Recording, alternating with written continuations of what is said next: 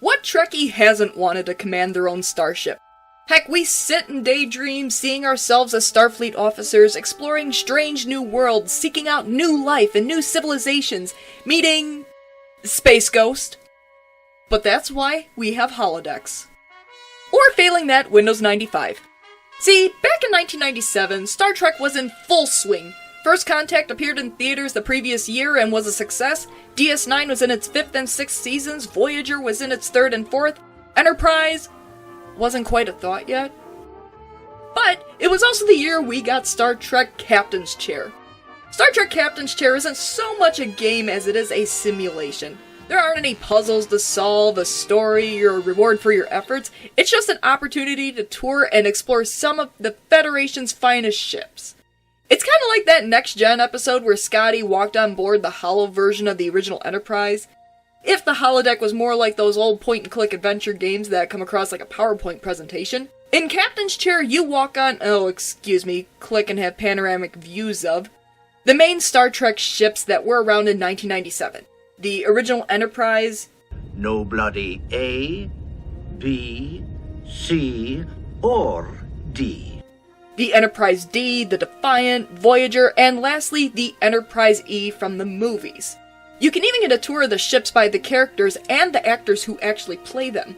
George Takei as Captain Sulu gives the tour of the original Enterprise, Michael Dorn as Lieutenant Worf gives the tour of the Enterprise D, Avery Brooks as Captain Sisko gives the Defiant tour, Kate Mulgrew as Captain Janeway gives the Voyager tour, and lastly, Jonathan Frakes as Commander Riker gives the tour of the Enterprise E. And also lending her voice to the computer is the one and only First Lady of Star Trek, Majel Barrett. This is the USS Enterprise, NCC 1701D. So, without further ado, let's boldly go where every fan wanted to go. It's the captain's chair that everyone has their eye on. Sit yourself down in the same seat as Captain Kirk and explore the ship that started it all, the original Enterprise. From the captain's chair, you can launch shuttles, press buttons, and... Hi, I'm George Takei. Listen to a message from Sulu himself. Yes, George Takei is a nice little video where he talks about the inspiration for Sulu's name and how much he really appreciates the fans. It's a nice little message to include in this software, almost thanking the fan for playing this not quite a game for being a fan. It's the fans and their dedication and support that has made Star Trek this extraordinary phenomenon. And then we get to the button pushing. Impulse engines activated.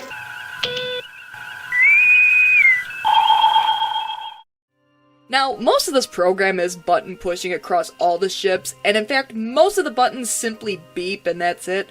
But the problem with the original Enterprise is that they're not labeled at all. It's a bit of trial and error figuring out what you're doing, and you'll run into a lot of Unable to comply. Unable to comply. Unable to comply. But amid all the button pushing, you will randomly find some goodies to look at. At the helm, for example, you can put the ship into warp, take it out of warp, do a planetary orbit of some random planet. You can even take a peek out the viewfinder, which the game reminds you is totally not a window but a holographic projection. To be honest, I never really thought about that. You can even run into these cool shots of the outside of the Enterprise that zoom into the bridge. Let's be real, this is better than the motion picture's slow flybys. You can also look at the instruments that were used on the original Enterprise, which has a different feel than the other newer ships. While the newer ships have different screens, the instruments on Kirk's Enterprise can be looked into, or have a dedicated spot on the console. The sound effects are on a loop though, so you probably don't want to hang on that screen for too long.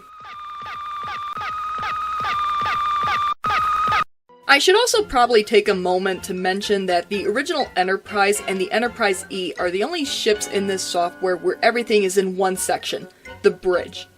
In contrast, the other ships allow you to walk into other rooms, making the ships feel bigger. The problem with everything being on the bridge is that, 1, you're overwhelmed with all the controls and things to click on, and 2, it makes the ship feel smaller and cramped. I would have loved to have taken the turbo lift on this Enterprise and seen sickbay or engineering, which are featured on the show a lot, but we have to be content with pictures. Nevertheless, there are references to areas we don't see a lot, like the Botanical Garden, which was, I think, in, 2 episodes? There are also some nice diagrams around, and even a map of the Romulan neutral zone. Very cool.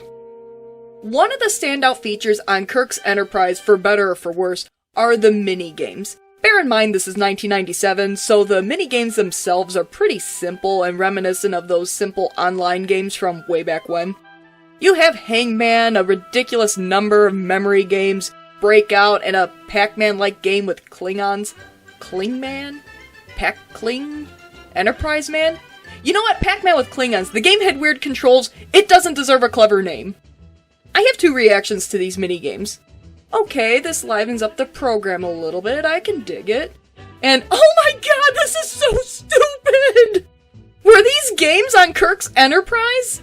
Is this what everyone was doing while Kirk, Spock, and McCoy were shooting the breeze on the bridge? Now, I'm not against mini-games, but this program should have made them a little bit better and not have so many games crammed onto the original Enterprise. It would have been better to have one or two games hidden across each ship for players to find, rather than squeezing most of them onto the original Enterprise. Exploring around the bridge, I ran across crew biographies. I can only really go through the biographies of the original Enterprise crew since on the other ships the crew rosters scrolled way too fast, leaving me with only bits and pieces. It's a limitation of the virtual machine I was using, so I'll have to either work with it or find a way to get the text of the other crew biographies and make another video, because there's some really great information in the biographies. The biographies mention inconsistencies within the show and try to reconcile them, which I kinda like. It also mentions what Gene Roddenberry thought of Sybok. It never happened. It even goes as far to bring in references from TNG, specifically the episodes Sarek and Unification, which are some amazing episodes I might add. And with that, it's time to move on to the next ship.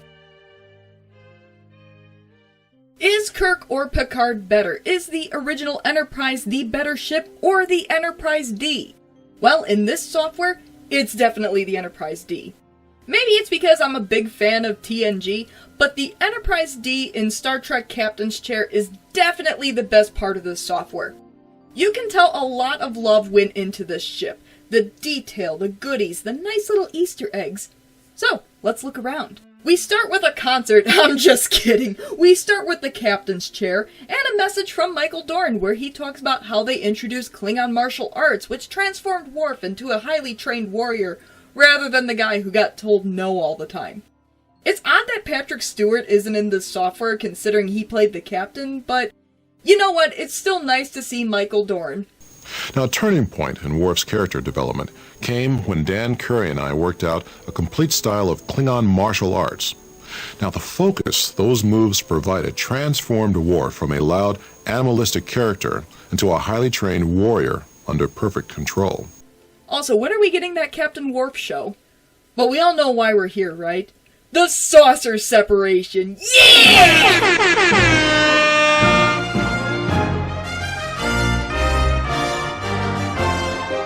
This is a really sweet part of the Enterprise D, but no, you can't manually dock the saucer section. It's all automatic. But it's definitely one of the unique features of the Enterprise D that I had to talk about. Already a step above the original Enterprise is the fact that the buttons are labeled! How much easier is it to actually click buttons that say warp than just guessing your way through and hearing Unable to comply. So now you can go to warp, release a shuttle into the wild, and fire phasers with ease! Yeah! And of course, as with all ships in this game, you explore by clicking on everything! You can click on screens, you can click on buttons, you can click on the environmental controls. Uh-oh. That's right, click your way through the bridge. Even click your way to Picard's password just lying out there? No wonder Data hijacked the Enterprise with no problem. Ooh, warp station, don't mind if I do. Oh look, cameras all over the Enterprise. I hope you don't have one of these little bugs hidden in my quarters.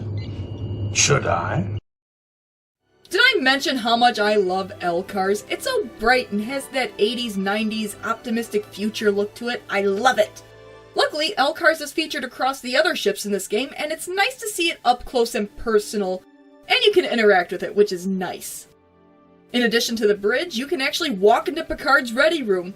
Whoa, I'm walking to the ready room! Look at this! I'm walking in it! It's a walk-in! Can you believe it? I'm nuts about this. What do you think? we're here, let's go through Picard's stuff. Shakespeare book in glass! Ooh, that artifact Picard got from Professor Galen.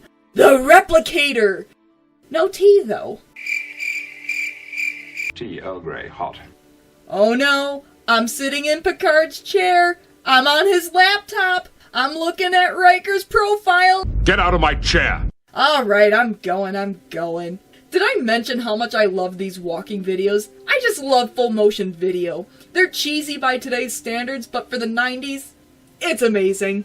Okay, so now let's go to the conference room.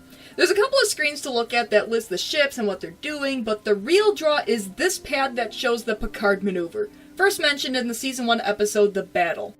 I love how it gives you not just a recreation of the maneuver, but details about each step, objective view, and the Ferengi view. You can even play it all at once or step by step. Very nice and details that any fan would love. There's also some nice crew biographies, which I really couldn't read because of my virtual machine. But there are some really nice details from what I caught. Sergei Rashenko was the one that saved Worf at Khitomer? I don't think I ever made that connection before, and I love it! Ah yes, Worf's biography highlights his love of the Warrior's drink, prune juice. Impossible. Oh, Picard never acted on his feelings towards Beverly? Well, how do you explain Wesley then?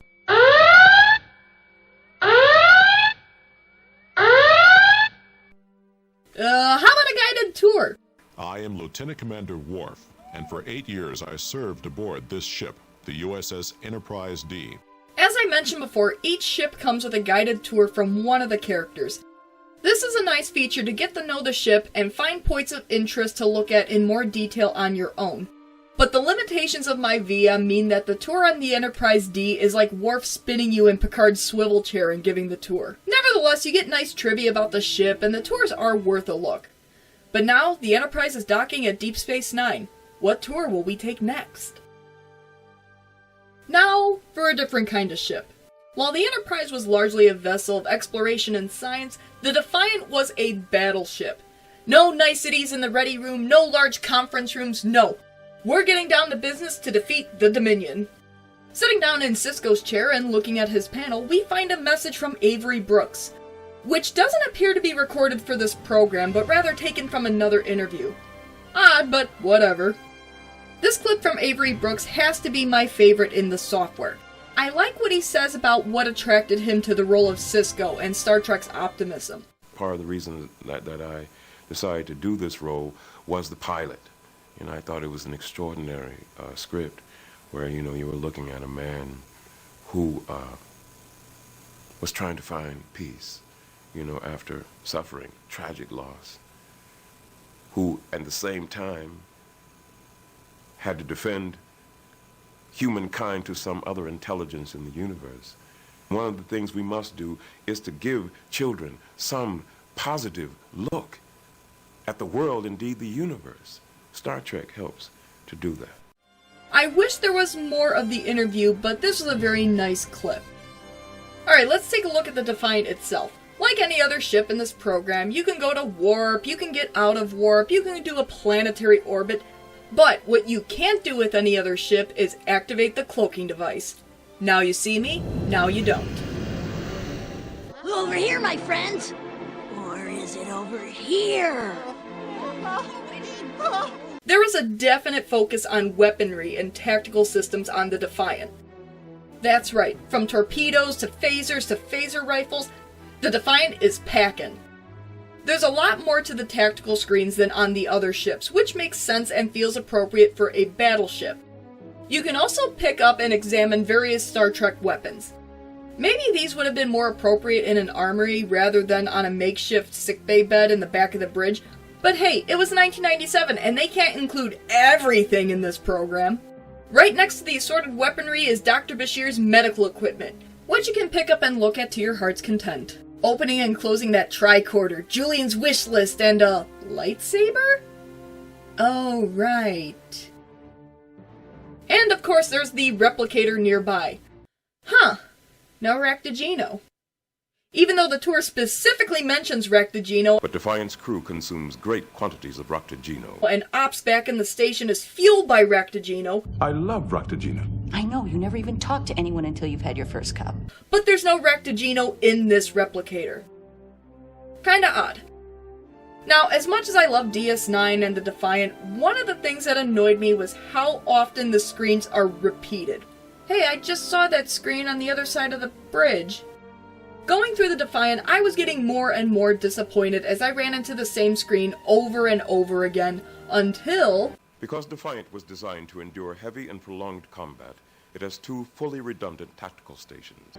Well, that's good enough for me. I guess I can accept the repeated screens on the Defiant. This time. But enough of the bridge, it's time to check out the hallway.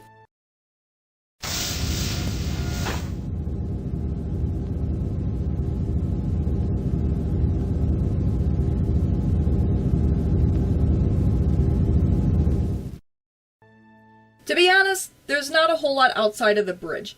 Sure, there are some crew quarters you can poke your head into, and you can even walk into the turbo lift, but there's really not a whole lot here. The bulk of the content is in the bridge, and because of that, the Defiant has the same issue as the original Enterprise. It's overwhelming and makes the ship feel smaller. I can't even walk into the small crew quarters. I feel like you see more of the crew quarters in the show. That being said, it doesn't feel as cramped as the original Enterprise, and I still had fun going through the little ship that could. Now it's time to take a trip to the Delta Quadrant. Or maybe? Voyager almost seems like it's stuck in between 2 times. On the one hand, the guided tour from Janeway doesn't name her first officer or chief engineer, who would have been different people before they got lost in the Delta Quadrant.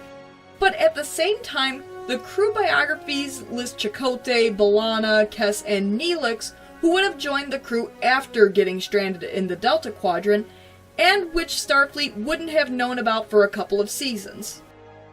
I guess all I could say is, don't think too hard about it. But anyway, I have a confession to make. Voyager is not my favorite Star Trek show, though I do like it and even have Voyager action figures. But by the time I got to tour Voyager in this software, I had gone through 3 other ships just to run into more repeated screens from 2 of those other ships.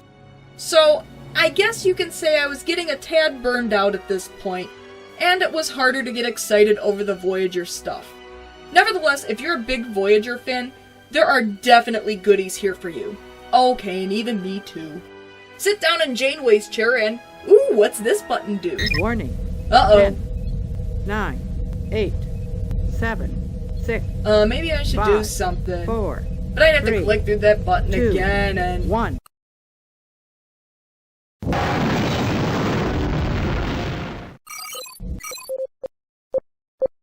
Oh. Oops. Let's try that again. Sit down on Janeway's chair and you'll find a message from Kate Mulgrew herself talking about Janeway's different approach to being a captain. How she has to make herself available to the crew. Janeway is no saint, and she's no psychotherapist. But she knows that the ship can go down if there's too much sadness or loneliness among the crew. She has to make herself available as a human. One among the lost. Not just a leader issuing commands from her chair. I look forward to many more seasons exploring the Delta Quadrant. Many more adventures in which the character of Catherine Janeway can continue to grow. Or not just grow. To grow beautifully. Unique to Voyager, the helm is much more detailed than the previous ships, giving you control over the direction the ship is going. Though it's pretty superficial, as this is the extent of changing directions. And sure, you can go to warp and all, but you can also land the ship! All hands brace for impact.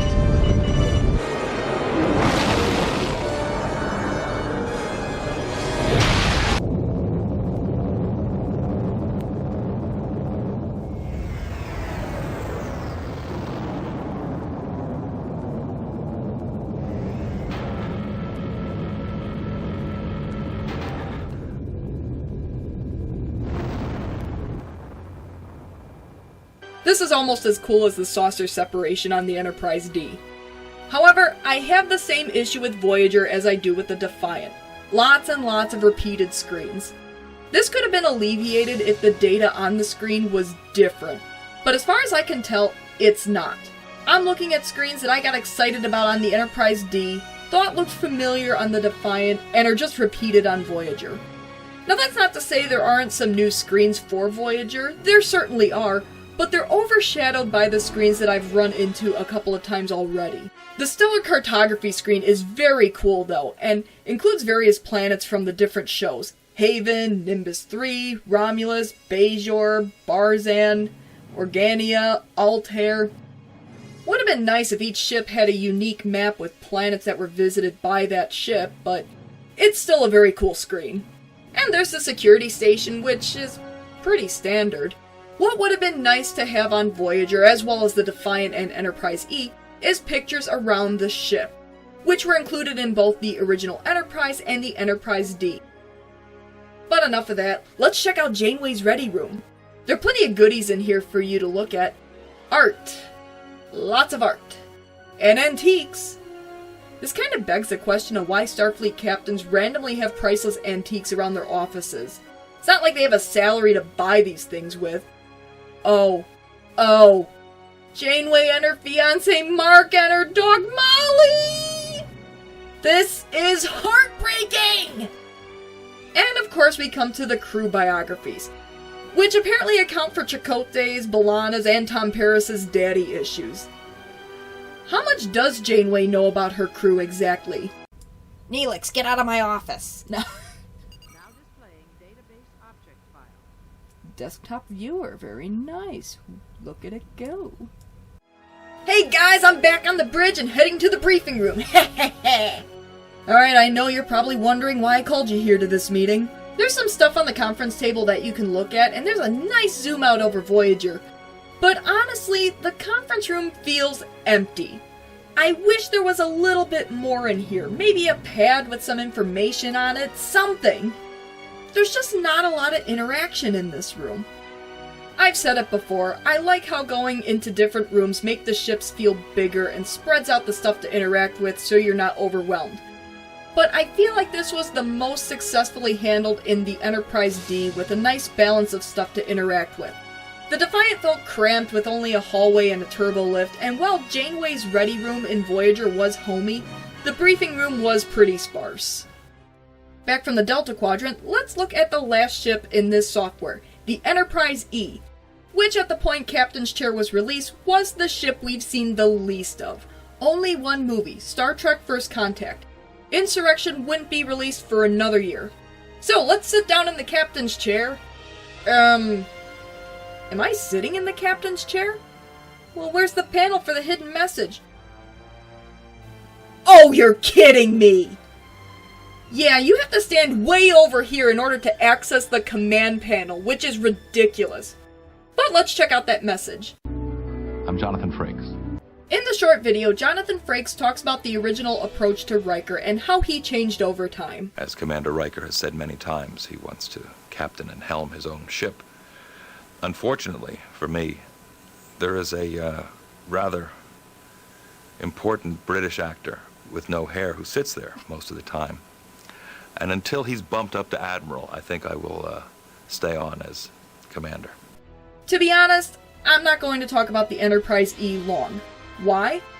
If I had to describe the Enterprise E in this program in only one hyphenated word, it would be half-assed. I get it, there wasn't a whole lot of material about the Enterprise E at this point, and I'm willing to bet the programmers did the best they could with what they had. But not only are there so many repeated screens from the other ships, which feel out of place and look like TNG-era LCARs and not movie-era LCARs, but most of the buttons don't even do anything. Engage button. Nothing. I'm not even sure it's possible to send the ship to warp to look out the view screen. Sure, you can still fire phasers and torpedoes, but is that Enterprise D footage? There isn't footage in First Contact they could use? At all? Anything? You still get the diagrams for the Enterprise E that you get with the other ships, though there are no crew biographies on account that they would just be repeated from the Enterprise D section. Even the turbo lift is one big tease. You can't even walk in it! Well, this has all been one big tease. Well, at least there's the tour. In fact, Khan is so advanced that the Enterprise E can outmaneuver ships less than half her size. Duplicate duty stations on the bridge allow the Enterprise E to withstand attacks that would cripple other ships. Oh no, Will. I'm willing to buy that for the Defiant, but not here. Not here! Not good enough, damn it! Not good enough! Honestly, the Enterprise E has to be the low point in this program. It has the problems of the original Enterprise where you're confined to one room, but the sparseness of Voyager's briefing room. There is just not a lot to interact with here. Heck, even I'll take some stupid mini-games here. Something! And so concludes Star Trek Captain's Chair. Yeah, it ended on a low note with the Enterprise E, but if you're a die-hard Trekkie, this piece of software is amazing. So, what's the verdict? Difficulty. If you find clicking around difficult, then yes, this is a very difficult piece of software. But if you're a regular clicking expert and know a little bit about how ships work in Star Trek, i.e. you can't do certain things while the ship is at warp, then it's not hard at all. It's a simulation program, you're just taking a tour. Walkthrough recommendation. You're kidding, right? No, you don't need a walkthrough to play through this game and get any sort of enjoyment out of it. I guess you can check online to see if there are special features that you missed, but to be honest, this is a program that you need to revisit a couple of times and discover new things along the way. There are things I found in subsequent playthroughs that I didn't notice the first time around. I'd venture to say the replay value of this program is high. Chances are you'll find something the next time around that you missed before. Overall, yes, I recommend this program. However, I would recommend this more to the big-time Trekkies. Newcomers to the show probably won't get the same thrill in all the details that longtime fans will. But if you're one of those fans that always wanted to explore the ships of Star Trek and zoom in on details, then this is perfect for you. I give this software 5 out of 5 pieces of latinum. Even with the low points, there's still a lot of enjoyment to be had. So with that, let's see what's out there. So that's Star Trek Captain's Chair. What do you think? Did you have this program on your computer when it came out? Did you love it? Did you hate it? What do you think of my review of it? Would you be interested in a separate video about the crew biographies? Do you have any tips on how I can fix the fast scrolling in my virtual machine? Do you prefer this style report card over the graded report cards I've done in my other videos? As always, thanks for watching my video. Give me a like, leave a comment, subscribe to my channel, tell your friends. Until next time... You better hope there isn't a next time, mister.